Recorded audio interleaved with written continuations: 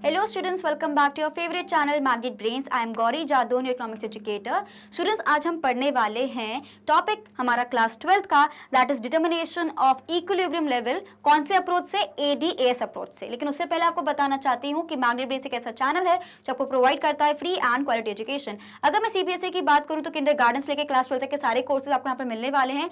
And we also have a Hindi medium channel जहाँ पे हम कवर करते हैं क्लासेस 6 से लेकर क्लास 12 तक.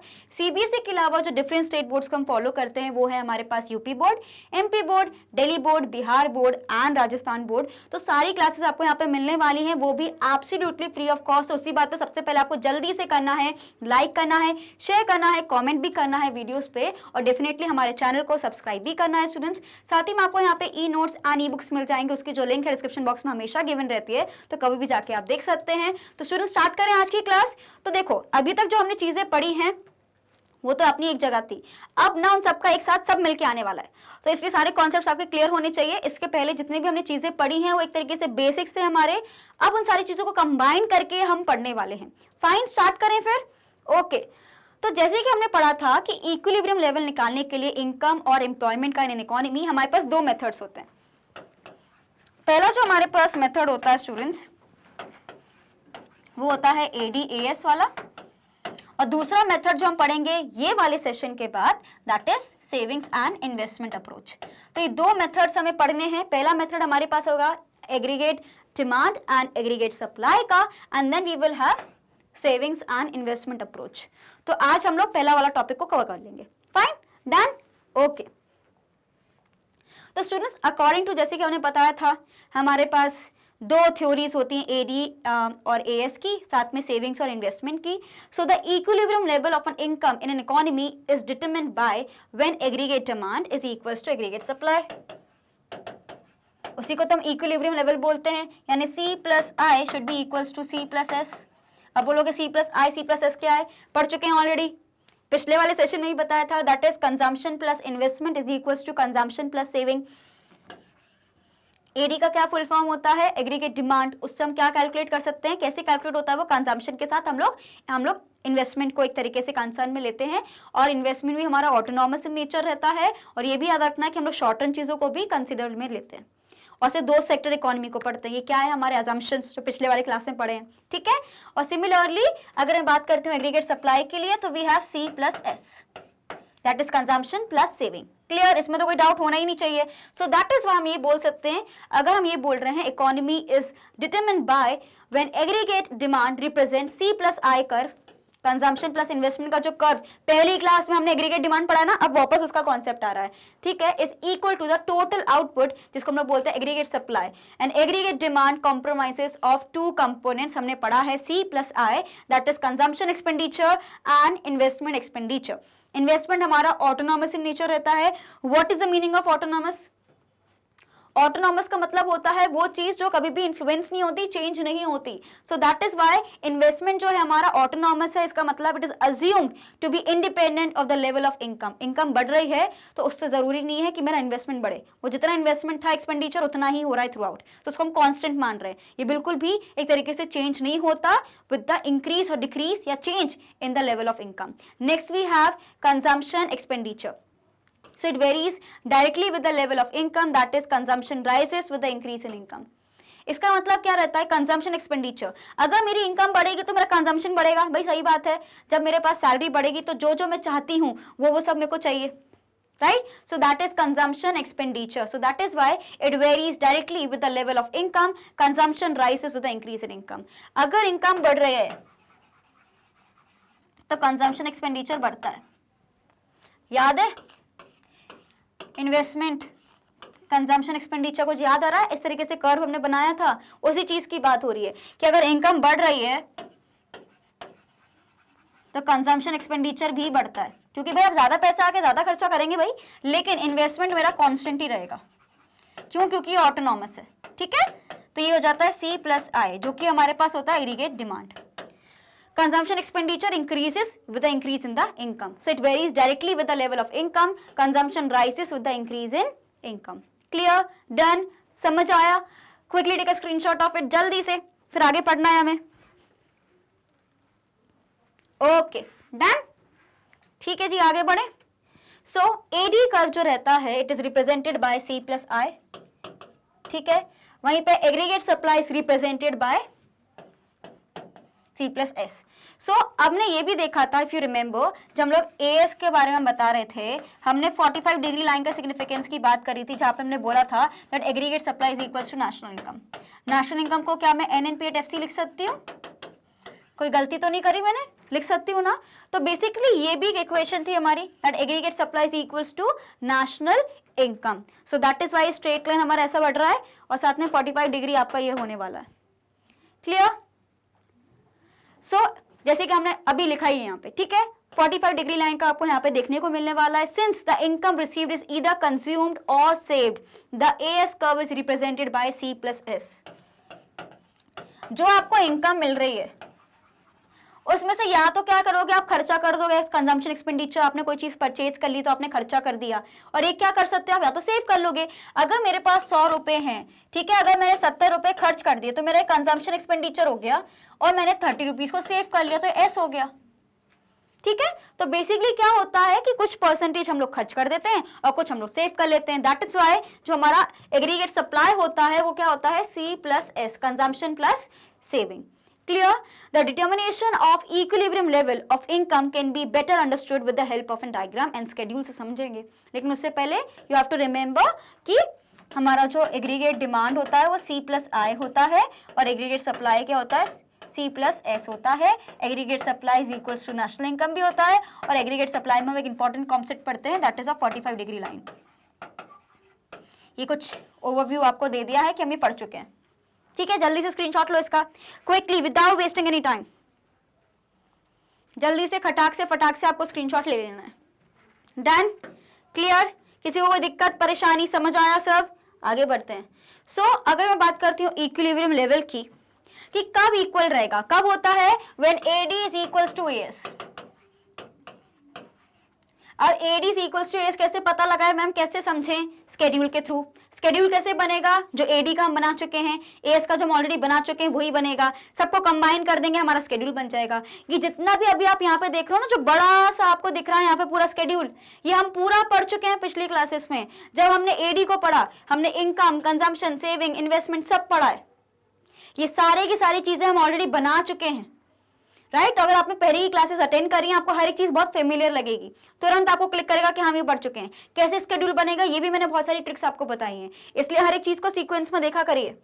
कहीं से कोई सा वीडियो उठा के देखोगे तो एकदम से आप कंफ्यूज हो जाओगे, right? So that is why students कोशिश करिए, आई नो कि आपके पास और भी बहुत सारे एक तरीके से सब्जेक्ट्स हैं, प्रोजेक्ट्स हैं, कॉम्पिटिटिव एग्जाम्स की भी तैयारी कर रहे हो, तो आई नो कि कई बार हो सकता है कि कोई वीडियो मिस हो जाए। तो जब मैं आपको बोल रही हूँ वीडियो में कि ये वाला वीडियो हम ऑलरेडी कर चुके हैं, आप इसको जाके देखो, तो जब भी आपको टाइम मिले ना, वो टॉपिक आप बाद में जाके देख सकते हो, ठीक है। I do understand you have so many things to do, right? So income की अगर हम बात करते हैं, इनकम हमने बोला था हमेशा 100 से इंक्रीज होता है। एम्प्लॉयमेंट भी हम लोग इंक्रीज कर रहे हैं 10 से, ठीक है। सो 10 से हमने ये इंक्रीज करते चले गए, और इनकम भी हम लोग 100 से इंक्रीज करते चले गए। अगर मैं बात करती हूँ कंजम्पशन की, जीरो लेवल ऑफ आउटपुट पे भी कुछ ना कुछ कंजम्पशन होता है, उसको हम लोग क्या बोलते हैं, ऑटोनॉमस कंजम्पशन। बिकॉज भले ही मेरे पास 1 रुपया ना हो, लेकिन फिर भी मुझे खर्चा थोड़ा बहुत होगा, कंजम्पशन करना पड़ेगा, उसमें हमें क्या करनी पड़ेगी, या तो अपनी सेविंग्स को यूटिलाइज करना पड़ेगा, या तो किसी से भाई उधार लेना पड़ेगा, या कोई सामान बेचना पड़ेगा, तब जाके हम पैसा जुटा पाएंगे, जो कोविड में काफी लोगों के साथ हुआ, राइट? तो ये क्या होता है, ऑटोनॉमस कंजम्पशन, कि आपके पास इनकम नहीं है फिर भी थोड़े बहुत हमारे पास खर्चे होते हैं, ठीक है। ये हो गया, समझ आया? तो सबसे पहले आप क्या लिखोगे स्टूडेंट्स यहाँ पे, एम्प्लॉयमेंट। एम्प्लॉयमेंट में क्या लिखोगे, उसको 10-10 से बढ़ाते चले जाओ। पहले 0 एम्प्लॉयमेंट था, फिर 10, फिर 20, फिर 30, फिर 40, ऐसे करके आपको 60 तक बनाना है। और हमारा जो इनकम लेवल था आपको पता है हम उसको 100 से बढ़ाते हैं, तो 0 से 100 हुआ, फिर 200, फिर 300, फिर 400, फिर 500, फिर 600, ठीक है। नेक्स्ट क्या है मेरे पास स्टूडेंट्स, कंजम्पशन। इनिशियल हमारा कंजम्पशन 40 रहता है, हमने क्या इसको मान के रखा है कि ये ऑटोनॉमस कंजम्पशन है, फिर हम इसको 80 से बढ़ाते हैं। अपने एग्जाम्पल में जो हमने पढ़ा है, इसको हम लोग 80 से इंक्रीज करते हैं। 120 को फिर 200 किया, फिर 280 किया, फिर 360 किया, 440 किया, देन 520 किया। तो ये क्या किया, हम लोग 80 से बढ़ाते चले जाते हैं। ये सब क्या है, टेक्निक्स है कि हमें स्केड्यूल याद रहे। अब अपना ही बना सकते हो, कोई दिक्कत नहीं, अपना स्केड्यूल बना लो, कॉन्सेप्ट सेम रहना चाहिए, आंसर सेम आना चाहिए। ऐसा मैं बिल्कुल नहीं कह रही कि हमारे मेथड से ही करोगे तो ही नंबर देंगे, आपको जिस मेथड से करना है वो सही है, तो कोई दिक्कत नहीं है, ठीक है।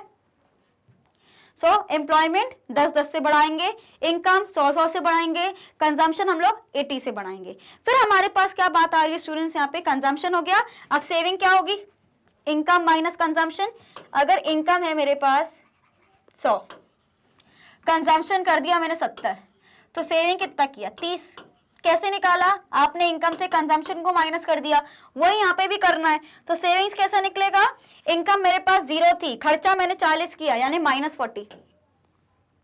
फिर क्या हुआ, 100 आपके पास इनकम आई लेकिन खर्चा आपका कितना हो गया 120, 20 रुपए का ज्यादा खर्चा आप कर रहे हो इसलिए -20। फिर क्या आया, 200 रुपए आपके पास इनकम थी, कंजम्पशन आपने 200 का कर लिया, अब आपके पास बिल्कुल नहीं बचा सेविंग के लिए, तो सेविंग्स हो गई 0। लेकिन एटलीस्ट माइनस में तो नहीं जा रही, कुछ अलग से तो मुझे सेविंग्स को खर्च नहीं करना पड़ रहा, किसी से उधार तो नहीं लेना पड़ रहा है।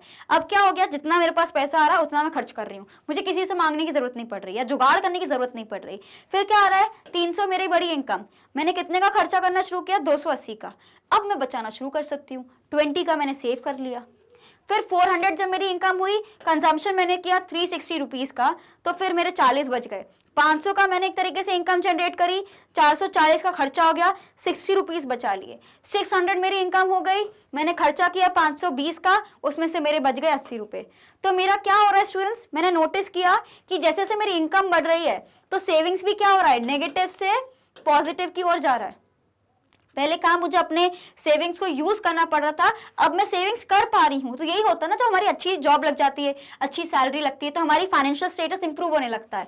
तो वही आप देखो कि फाइनेंशियल स्टेटस आप देखो इंप्रूव हो रहा है कि जो पर्सन है वो ज्यादा सेव कर पा रहा है और कंजम्पशन भी उसका बढ़ रहा है। ऐसा नहीं कि वो कंजूसी कर रहा है इसलिए वो सेव कर पा रहा है, उसका कंजम्पशन भी बढ़ रहा है, उसकी सेविंग्स भी बढ़ रही है। क्यों, बिकॉज इनकम बढ़ रही है। इसलिए अच्छी जगह काम करोगे, अच्छे से पढ़ोगे, अच्छी नौकरी लेके आओगे तो मस्त मौला जिंदगी भी रहेगी और सेविंग्स भी कर पाओगे। ठीक है, इसलिए we have to work hard कि हम लोग को अच्छा जाके फ्यूचर हमारा अच्छा हो, हम अच्छी जगह काम करें, अपना बिजनेस खोले, जो भी आप करना चाहते हो आपकी उसमें अर्निंग भी हो, सेविंग्स भी हो, plus you are enjoying your life too.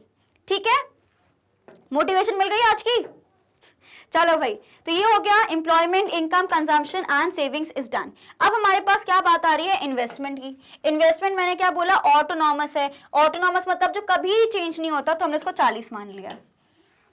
ठीक है, जो आपने यहाँ पे ऑटोनॉमस कंजम्पशन लिया उसी को इन्वेस्टमेंट लेना, ऐसे याद रखना, और फिर उसको पूरा थ्रू आउट हमें सेम रखना है, बिकॉज ऑटोनॉमस इन्वेस्टमेंट है, कभी चेंज नहीं होगा। ठीक है, इन्फ्लुएंस ही नहीं होता, चाहे इनकम बढ़े घटे, हम तो ऐसे ही रहते हैं। ठीक है, नेक्स्ट क्या है मेरे पास, अब मेरे को सिंपली निकालना है एडी और एएस। एडी कैसे निकलता है मेरे पास, AD is equals to C plus I.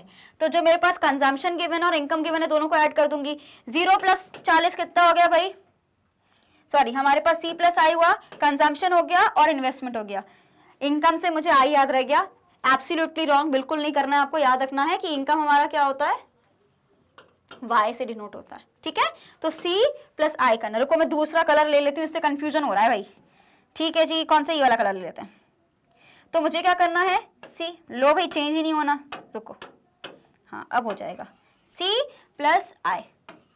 तो मैंने जब 40 को ऐड किया तो 80 हो गया, 120 में 40 को ऐड किया तो 160 हो गया, 200 में जब मैंने 40 को ऐड किया तो 240 हो गया, 280 में 40 को ऐड करूंगी तो 320 हो जाएगा, 360 में 40 को ऐड किया तो ये कितना हो गया 400 हो गया, 440 में 40 को ऐड किया तो 480 हो गया, और 520 में 40 को ऐड किया तो मेरे पास कितना हो गया 560। तो ये मेरे पास क्या आ गया, एक तरीके से एग्रीगेट डिमांड आ गया। क्लियर, ये सारी चीजें में कोई इशू तो नहीं है, ये वाला स्केड्यूल समझ आया सभी को, बहुत प्यार से आराम से समझा दी हूँ कि भाई जब इतना बड़ा स्केड्यूल देखते तो घबरा जाते हैं कि कहाँ से कौन सी वैल्यू आ गई, इसलिए बहुत आराम से समझा रही हूँ। ठीक है, ये हो गया, ये हो गया, ये हो गया, ये हो गया, ये हो गया, ये हो गया।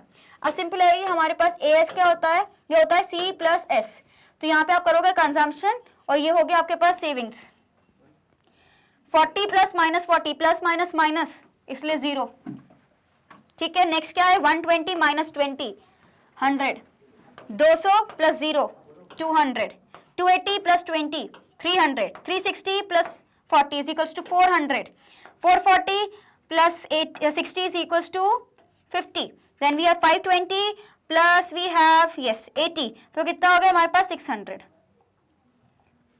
तो ये क्या हो गया, एडी और एएस, ऐसे हमने निकाल लिया। अब हमने क्या बोला था कि हमारा इक्विलिब्रियम क्या है, when AD is equal to AS. अब देखो अपना स्केड्यूल, कहाँ एडी और एएस इक्वल आए, यहाँ पे नहीं है, यहाँ पे नहीं है, यहाँ पे नहीं है, यहाँ पे नहीं है, यहाँ पे है। ठीक है, 480 500 नहीं, तो ये वाला पॉइंट क्या है, ये है मेरा इक्विलिब्रियम पॉइंट, क्योंकि यहाँ पे क्या है स्टूडेंट्स,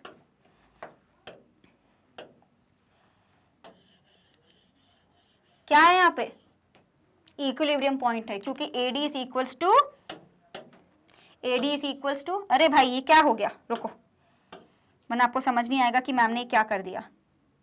यस, इसको मैं हाईलाइट कर देती हूँ ताकि आपको समझ आए हर एक चीज, ठीक है। यस, सो यहाँ पे आप देख सकते हो 400 है, ये भी 400 है, और इक्विलिब्रियम हमें रिसीव हो गया है, क्यों, बिकॉज यहाँ पे AD is equals to AS। Clear, so that is why students ये वाला जो पूरा पोर्शन है मेरे पास, ये इक्विलिब्रियम वाला पॉइंट है हमारे लिए, जहाँ पे 400 इज इक्वल्स टू 400, यानी AD is equals to AS। इसको हम लोग क्या बोलते हैं, इक्विलिब्रियम लेवल। अब हमें देखना है कि इसके पहले सिचुएशन क्या आती है, इसके बाद सिचुएशन क्या आती है। इनिशियली आप देख रहे हो कि जो हमारा एग्रीगेट डिमांड है 80 0 से बड़ा है, 160 100 से बड़ा है, 240 200 से बड़ा है, 320 300 से बड़ा है, तो AD कहीं ना कहीं बड़ा हो रहा है AS से।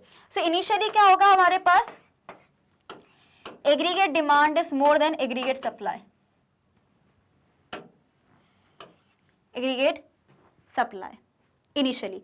फिर जैसे ही हम लोग इक्विलिब्रियम लेवल पे आते हैं, हमने अचीव कर लिया मैक्सिमम सेटिस्फैक्शन की भाई जितना खर्चा करना था कर लिया, अब सब हो गया। अब हम लोग क्या करते हैं, एक पॉइंट आता है ना, हमारे घर पे भी आता है, ये तो हम रिलेट कर सकते हैं कि हमारे पास पैसे आते हैं, बहुत खर्चा करते हैं, सेव भी करते हैं, फिर इवेंचुअली आपको लगता है कि हाँ यार जितनी भी जरूरतों का सामान है वो हमने ले लिया है, अब जो नॉर्मल बेसिस पे जो खर्चा होता है वही करना है, ज्यादा खर्चा करने की जरूरत नहीं, तो आप ज्यादा सेव करने लगते हो। इसलिए आप बाद में देख सकते हो कि यहाँ पे आप इकोनॉमी को देखो, आप एग्रीगेट सप्लाई आपका ज्यादा है और एग्रीगेट डिमांड आपका कम है, मतलब ज्यादा आप सेविंग्स करने में आप बिलीव करने लगे हो, राइट। तो आपको ये पता हमारे घर में भी होता है, इनिशियली जब पैसे बढ़ते हैं हम सब जगह खर्च करने लगते हैं कि ये भी ले लो वो भी ले लो, फिर इवेंचुअली जो सामान आ जाता है आपको लगता है कि हाँ ठीक हो गया, सामान अच्छे से आ गया, आप सेविंग्स करना ज्यादा शुरू कर देते हो नेक्स्ट मंथ से। तो ये हमारी इकोनॉमी में भी होता है। तो अगर मैं बात करती हूँ, हमारे पास 3 स्टेजेस हैं।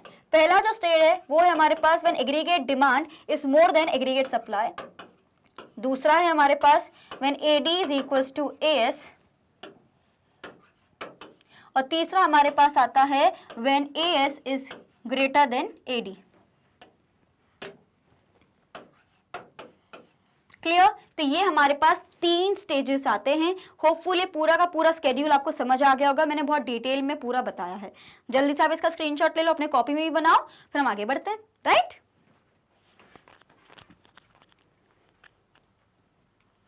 Done. So what is the equilibrium, कौन सा पॉइंट है इक्विलिब्रियम का, जल्दी बता दो कौन सा पॉइंट है, ये वाला पॉइंट।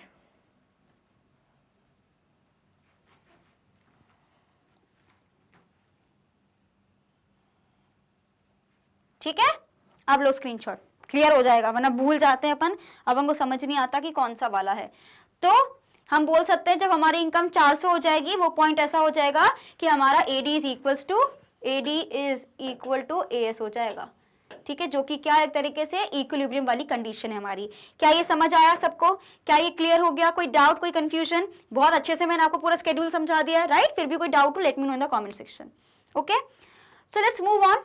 तो सबसे पहले हम लोग देखेंगे, डायग्राम देख लेते हैं, फिर हम लोग पूरा डिस्कशन करेंगे, समझ लेंगे ये सब क्या लिखा है, बाद में पढ़ेंगे, पहले हम समझेंगे अपनी भाषा में। हमने क्या बोला था, AS में मैंने आपको क्या बोला था, 45 डिग्री। इसको बंद करो भाई, बहुत हो गया। Yes, we have 45 degree line, अच्छे से लिख देती हूं मैं। तो AS में हमने पढ़ा था स्टूडेंट्स 45 डिग्री लाइन का सिग्निफिकेंस, तो दैट इज आप ये देख रहे हो, ये 45 डिग्री लाइन है। तो जो AS का कर्व बनता है वो कुछ इस तरीके से आपको दिखेगा, दैट इज AS। वहीं पे जब मैंने आपको बोला है कि AD क्या होता है, क्योंकि हमने देखा ये वाला लेवल पे आप देखो कि हमारा जो AD है वो कभी भी 0 से क्यों नहीं शुरू होगा, बिकॉज ऑफ ऑटोनॉमस कंजम्पशन। क्योंकि AD फुल फॉर्म क्या एक तरीके से C+I होता है, C+I होता है, कंजम्पशन प्लस हमारा इन्वेस्टमेंट होता है। तो कंजम्पशन हम देखेंगे कि एक तरीके से 0 पे भी 40 है और इन्वेस्टमेंट भी एक तरीके से 40 है, तो इसलिए कैसे शुरू होगा, थोड़ा ऊपर से शुरू होता है। सो दैट इज वो आपको देखेगा, यहाँ पे आपका जो ये शुरू हो रहा है ये आपका AD होता है, और 45 डिग्री लाइन हमारा क्या होता है, AS। ये जहाँ पे इंटरसेक्ट करता है उसको हम लोग क्या बोलते हैं, इक्विलिब्रियम लेवल बोलते हैं। फाइन, तो देखो इसको कैसे बना सकते हो स्टूडेंट्स, यहाँ पे बनाते हैं, कोई दिक्कत नहीं है। तो एक लाइन आपको ऐसे बनानी है, एक लाइन आपको ऐसे बनानी है, ठीक है, फिर कलर चेंज कर लें क्या, रुको जी, ठीक है। फिर हमारा जो सेविंग कर्व है वो कैसा रहेगा, ऐसा, ठीक है। और यस, येलो कलर ले लेते हैं, कोई दिक्कत नहीं है। और जो हमारा एडी रहेगा वो थोड़ा ऊपर से शुरू होगा और ऐसे कट करेगा, फाइन। और यहाँ पे जो इंटरसेक्ट करेगा स्टूडेंट्स इसको, ये वाला पॉइंट, ये हमारा इक्विलिब्रियम का पॉइंट रहने वाला है। See it's looking so pretty, right. तो ये हो गया, ये हो गया, ठीक है। यहाँ पे आप लिखोगे 0, यहाँ पे आपने लिख दिया AD एंड AS, ठीक है। यहाँ पे आपने लिख दिया इनकम। ये क्या है, हमारा इक्विलिब्रियम वाला पॉइंट है, where AD is equal to AS। यहाँ पे अगर मैं बात करती हूँ, ये है AD, ठीक है। इसका मतलब क्या होता है, C प्लस I, और ये हमारा होता है AS which is equals to national income, that is a 45 degree line. तो ऐसे आपको पूरा का पूरा कर्व बनाना है। जल्दी से इसका स्क्रीनशॉट ले लीजिए। फ्री हैंड कर्व्स बनाना आना चाहिए आपको, अगर वो नहीं आता तो कुछ नहीं आता, ठीक है। रुको, इसको भी हम ऐसा कर देते हैं, जल्दी से करो, क्विकली, डन। तो इस तरीके से you will make your whole diagram. यहाँ पे इनकम या आउटपुट लिखोगे, यहाँ पे आप एग्रीगेट डिमांड लिखोगे, ये आपने बनाया एग्रीगेट सप्लाई, ये आपने बनाया एडी, जहाँ पे इंटरसेक्ट करे वो इक्विलिब्रियम लेवल हो गया। क्लियर, समझ आया। इस तरीके से हमें बनाना है। इनिशियल फेजेस की अगर मैं बात करूं, सबसे पहला फेज क्या आएगा मेरा, यहाँ पे लिख देती हूँ मैं। सबसे इनिशियल फेज क्या आएगा students, when aggregate demand is greater than हमारा एग्रीगेट सप्लाई। सेकेंड जो फेज आएगा मेरे पास वो क्या होगा, when AD is equals to AS. Third जो मेरे पास आएगा, when aggregate demand is less than aggregate supply. So these are the 3 phases जो हमें याद रखने हैं, right. So these are the 3 phases। तो ये भी आपको लिखने हैं अपनी कॉपी में, अपने नोट्स बनाने। तो इनिशियली क्या होगा स्टूडेंट्स, हमारा जो एग्रीगेट डिमांड है, आप यहाँ पे देख सकते हो, एग्रीगेट डिमांड है वो ज्यादा है, हमारा जो एग्रीगेट सप्लाई है वो यहाँ से शुरू हो रहा है, एग्रीगेट डिमांड हमारा यहाँ से शुरू हो रहा है। तो ये क्या है, ज्यादा है एएस से। फिर एक ऐसा पॉइंट आ रहा है जब ये दोनों इक्विलिब्रियम पे पहुंच जाते हैं। एडी डिमांड तो फिर भी हमारा ऐसे स्लोप में जाता है, लेकिन जो सेविंग कर्व है वो हमेशा पॉजिटिव होता है। ऐसे जैसे जैसे इनकम बढ़ती चली जाएगी हम ज्यादा सेव करना शुरू कर देंगे। फाइन, क्लियर, समझ आएगा। इसका भी स्क्रीनशॉट लो जल्दी, ये वाले पोर्शन का, फिर हम आगे बढ़ेंगे। Done, okay. So let's understand कि भाई इस डायग्राम में क्या लिखा है। तो सबसे पहले जो एडी कर्व हमारे पास रहता है वो कुछ इस तरीके से रहेगा। एडी आपका कर्व ऐसा रहेगा, C plus I, ठीक है। तो AD curve shows the desired level of expenditure by consumers and firms corresponding to each level of income. The economy is in equilibrium at point E where C plus I, ठीक है। जैसे कि यहाँ पे हमें बोला था point E वाला, yes, ये वाला जो point है यहाँ पे equilibrium पे है हमारा पूरा AD is equals to AS वाला पार्ट। फाइन है जी। So we can say that C plus I curve intersect 45 degree line, जो कि क्या है, एग्रीगेट सप्लाई का है कर्व। फिर हमारे पास आता है ई जो पॉइंट है हमारे पास इक्विलिब्रियम का students, it is because at this point the level of desired spending on consumption and investment exactly equal to the level of total output, यानी AD is equals to AS. Simple भाषा में AD is equals to AS. फिर हमारे पास क्या आ रहा है, O Y is the equilibrium level of output corresponding to the point E. और ये क्या होता है कि इस लेवल ऑफ इनकम पे हम लोग का क्या होगा, एक तरीके से इक्विलिब्रियम हो जाएगा, जहां पे AD is equals to AS. So OY is the income level, ठीक है। Okay, so this is done. Quickly take a screenshot of it.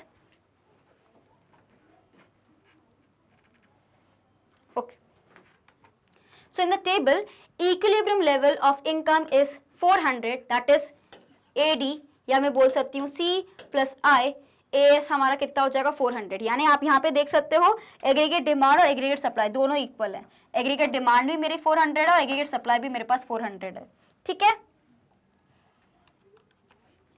So in this situation, effective demand, and effective demand refers to that level of AD which becomes effective because it's equals to AS. तो जब भी हमारा AD is equals to AS होगा वो effective demand में count होगा।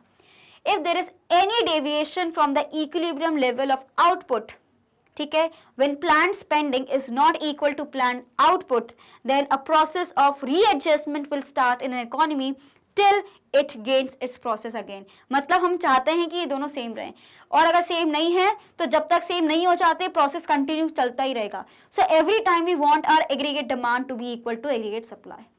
Fine, quickly take a screenshot of it. Done. So we need to understand when AD is more than AS। Initially हमने देखा है कि एग्रीगेट डिमांड क्या होता है, एग्रीगेट सप्लाई से ज्यादा होता है, क्योंकि सेविंग्स तो हम लोग कहाँ नेगेटिव से शुरू कर रहे हैं, और हमारा जो एग्रीगेट डिमांड है अगर मैं बात करूँ तो ये तो ऑटोनॉमस कंजम्पशन चल ही रहा है, उसकी वजह से तो हमारी सेविंग्स नेगेटिव हो गई। So that is why initially हमारा क्या होता है, एग्रीगेट जो डिमांड रहता है वो ज्यादा रहता है as compare to S. So when planned spending यानी AD is more than the planned output, हम क्या बोल सकते हैं, ये जो कर्व है lies above the 45 degree line. इसलिए हम ये वाला जो पूरा हमने ग्राफ देखा, ये 45 डिग्री लाइन है और यहां से आपका एक तरीके से एडी शुरू हो रहा है, तो ये वाला जो लाइन है इसलिए ऊपर है बिकॉज इनिशियली क्या हो रहा है, हम ज्यादा एक तरीके से कंजम्पशन कर रहे हैं। So we can say that it means consumers and firms together would be buying more goods, ज्यादा कंजम्पशन कर रहे होंगे and are willing to produce. जितना प्रोडक्शन नहीं हो पा रहा उतना तो कंजम्पशन करना चाह रहे हैं। As a result plan inventory would fall below the desired level, इसलिए आपको सप्लाई उतना नहीं मिल पाएगा बिकॉज आपकी डिमांड ज्यादा है, राइट, ओवर डिमांड हो गई है। तो फिर क्या हो रहा है, to bring the inventory back, है ना, to the desired level firms would resort to increase in production. तो हमें क्या पता चलेगा कि भाई डिमांड बढ़ रही है तो वो बोलेंगे कि नहीं अब ज्यादा प्रोडक्शन करना पड़ेगा, सो of course your production will also increase. ठीक है, it will increase till the employment level and the output level which in turn results in income level, वो इक्वल नहीं हो जाता जब तक वो बढ़ता चला जाएगा। फाइन, तो अगर हमें पता है कि ज्यादा हमारा डिमांड हो रहा है तो हमें सप्लाई भी तो बढ़ाना पड़ेगा, तभी तो इक्विलिब्रियम लेवल पे आएगा, राइट। जल्दी से इसका स्क्रीनशॉट लीजिए। Done. So this process will continue until the economy is back at equilibrium level, right? So where AD becomes equal to AS and is there no further tendency to change. Plan inventory is the unsold stock of goods which has been anticipated in the case of an expected fall in sales, while unplanned inventory refers to the unanticipated change in stock due to unexpected falls in sales. अभी पूरी कहानी क्या लिखी है इसको मैं बिल्कुल समझाऊंगी, लेकिन उससे पहले आपको जल्दी से इसका स्क्रीनशॉट लेना है। सो प्लान इन्वेंट्री एक तरीके से जो आपने स्टॉक सोच के रखा है कि भाई इतना ही खर्च होगा, इतना ही सप्लाई की जरूरत पड़ेगी, ठीक है, अगर वो अनस्टोल्ड स्टॉक है, ठीक है, of the goods which has been anticipated in the case of expected fall in the sales, while unplanned inventory होता है जो आपने नहीं सोचा था कि भाई कभी इतनी डिमांड भी आ सकती है, it refers to the unanticipated change in stock due to unexpected falls in sale. Clear. तो बेसिकली यहाँ पे दो चीजों को बताया गया है कि जब भी मैं प्लान इन्वेंट्री कर रही हूँ, किसी चीज को सोच के मैंने बोला कि नहीं इतनी डिमांड तो आने वाली है, इसको मुझे सेव करके रखना है, ठीक है। So when plan inventory is the unsold stock, मैंने अभी बिका नहीं है वो स्टॉक, ठीक है, which has been anticipated in the case of expected fall in the stock. And similarly unplan inventory कौन सी होती है, it refers to the unanticipated change in stock due to expected fall in. यहाँ पे क्या होता है, आपने एक तरीके से अनएक्सपेक्टेड किया था और यहाँ पे आपका एक्सपेक्टेड रहता है। प्लान में एक्सपेक्टेड रहता है, आपको पता है कितना खर्चा होगा, कितना डाउनफॉल जाएगा, लेकिन अनप्लान में ये चीज नहीं रहती। Clear. So that is it is an expected fall in stock, आपको पता है कि इतना स्टॉक हमारा गिरने वाला है, और ये होता है unexpected fall in stock. Clear. So next we have when AD is less than AS। फिर हमारे पास तीन सिचुएशंस आती हैं। पहली सिचुएशन क्या है, when AD is more than AS। Second situation हमारे पास आती है when AD is equals to AS। Similarly third situation मेरे पास आती है when AS is greater than AD। तो हम डिस्कस करने वाले हैं थर्ड सिचुएशन को। सो व्हेन AD क्या है, लेस देन AS है, ठीक है, curve lies below the 45 degree line. इसका मतलब क्या होता है, that consumers and firms together would be buying less goods और सेविंग्स मोर करने वाले, ज्यादा सेव करने वाले, खर्चा कम करने वाले हैं। To clear the unwanted increase in the inventory, firms plan to decrease the production. It will decrease the employment and output level, which in turn will reduce the income level. This process will continue until the economy is back at stock. Initially जब आपको ज्यादा demand करनी थी तो stock कम था, फिर क्या हो गया, जब आपकी डिमांड कम होगी तो स्टॉक ज्यादा हो गया, तो ये चलता रहता है इकोनॉमी में। फिर हम लोग क्या बैलेंस करने की कोशिश करते हैं कि अगर ज्यादा प्रोडक्शन हो चुका है तो हम लोग धीरे धीरे प्रोडक्शन अभी करना बंद कर देते हैं कि जब तक पुराना जो रखा हुआ है सामान उसको बेचो, फिर हम नया प्रोडक्शन शुरू करेंगे। सिमिलरली जब हम ज्यादा कंजम्पशन करने लगते हैं तो प्रोडक्शन जो रहता है उसको फास्ट करना पड़ता है। इसी से AD और AS एक तरीके से इक्विलिब्रियम पे आ पाते हैं, right. Quickly take a screenshot of it. Done. So it must be noted that equilibrium level जो कि हमारा क्या है, when AD is equals to AS may or may not be at the level of employment, full employment. Full employment हमें पता है when people are willing to work और desired wages पे work करना चाह रहे हैं, उनको काम मिल रहा है, they are working, that is full employment. So equilibrium is position या possible even at a level lower than full employment. For instance, in the table, employment level is 40 lakhs correspond to the equilibrium level of 400 crores. It is not the full employment. अभी सब employment नहीं है, लेकिन फिर भी तो market हमारा equilibrium में आ गया है ना. So we can say that कि full employment की जरूरत नहीं है. So it is not the full employment level since employment increases even after the equilibrium level. तो ये वाला आप point देखो इसके लिए. यहाँ पे आप देख सकते हो जो employment है 40 के बाद 50-60 भी तो बढ़ रहा है ना, लेकिन उससे पहले हम लोग इक्विलिब्रियम लेवल पे आ गए. ये इकोनॉमी में होता है, जरूरी नहीं कि फुल एम्प्लॉयमेंट होगा तभी सारी चीजें होंगी. हमारे इंडिया में तो फिर तो कोई काम ही नहीं होना, right. So that is why full employment का केस यहाँ पे नहीं एक तरीके से फॉलो हो रहा. हम देख सकते हैं कि 40 पे भी हमारा इक्विलिब्रियम अटेन हो चुका है, राइट. तो ये स्केड्यूल बहुत इंपॉर्टेंट है, डायग्राम बहुत इंपॉर्टेंट है, ठीक है. तो स्टूडेंट्स ये था हमारा आज का वीडियो जहाँ पे हमने डिस्कस किया एडीएस का पूरा अप्रोच. आने वाले सेशन में हम लोग डिस्कस करने वाले हैं सेविंग्स और इन्वेस्टमेंट का. तो इसलिए पहले ये वाला वीडियो अच्छे से देख लेना, समझ लेना. कोई भी doubt let me know in the comment section, because अगर इसमें सारी चीजें क्लियर हो गई तो आने वाला सेशन आप जल्दी समझ लोगे. Students as you all know कि मैग्नेट बेन्स हम लोग प्रोवाइड करते हैं आपको free and quality education. We try our best कि आपको बहुत ईजी टर्म्स में बहुत ईजी तरीके से सारी चीजों को क्लियर करें. Students not just for CBSE, हम डिफरेंट स्टेट बोर्ड्स भी फॉलो करते हैं, चाहे वो दिल्ली बोर्ड हो, बिहार बोर्ड हो, यूपी बोर्ड हो, एमपी बोर्ड हो या राजस्थान बोर्ड हो. सीबीएसई की बात करूं तो किंडरगार्टन से लेकर क्लास 12 तक की आपको क्लासेस मिल जाएंगी. And we also have a Hindi medium channel जहां पे हम कवर करते हैं क्लासेस 6 से लेकर क्लास 12 तक. साथ ही में आपको यहाँ पे मिलने वाले हैं e notes and e books, उसकी जो लिंक है डिस्क्रिप्शन बॉक्स में हमेशा गिवन रहती है, तो आप कभी भी जाके देख सकते हो. स्टूडेंट्स हमें सिर्फ यूट्यूब पे नहीं, डिफरेंट सोशल मीडिया साइट्स पे भी आपको फॉलो करना है ताकि कोई भी अपडेट आपसे मिस ना हो, चाहे वो यूट्यूब हो, फेसबुक हो, इंस्टाग्राम हो, ट्विटर हो, टेलीग्राम हो, एवरीवेयर. एंड कोई भी डाउट हो आप हमारे एप्लीकेशन, हमारे वेबसाइट को रेफर कर सकते हो. So keep learning, be motivated. Bye bye, see you in the next video and thank you for watching.